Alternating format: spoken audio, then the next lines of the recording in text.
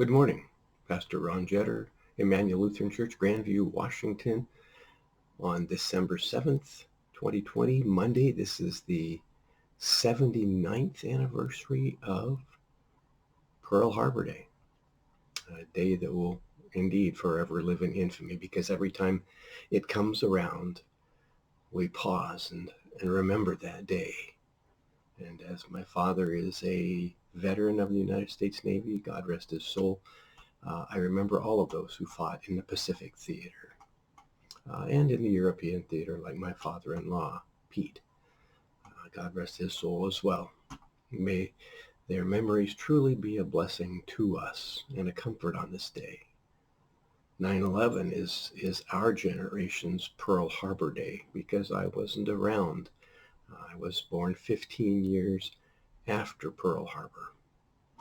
This time of year, the holiday season, which really begins Thanksgiving weekend and finishes then like the 2nd of January, is a season when we are especially affected by the memories of loved ones. And we hear the songs on the radio and the festivities going on all around us. And it says, ignore that, push it down. It's happy, deny anything that's going to bring you sadness. And yet there is an appropriate time to say, let's pause and enjoy both the holiday, but at the same time, maybe acknowledge those we've lost, to give a prayer of thanksgiving for their memories, and to admit, yes, that holidays are different because they are not with us. I'm doing a 9-part series on grief, and it'll include grief in the holidays. So instead of my daily message, you can expect this week to have messages coming out, probably 2 or 3 a day, on grief. The first one, I'll do an introduction.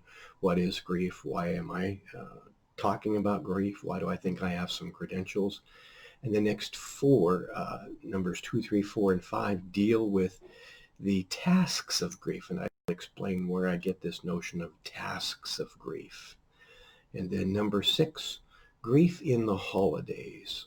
Some dynamics about what grief is during holidays, and then some specific suggestions for those who are grieving during holidays. Number 7, then, what do you say to someone who is grieving? Those who are grieving have given lists of what's helpful, what's not helpful. So just basic tips that I've picked up over the years. Number 8, grief in the Bible. What does it mean to grieve? What does it mean that Jesus grieved? Are we trying to be stronger than Jesus, to out-ungrieve Jesus? And then finally, number 9, what is complicated grief?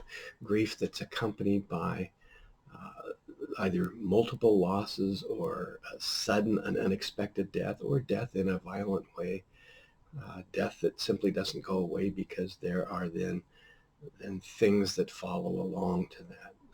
Sometimes it becomes the catalyst of a cause. Sometimes it's part of a civil or criminal lawsuit or investigation. And these are the things that prolong or complicate grief. So look forward to my 9-part series on grief, and I'll post the first one later today.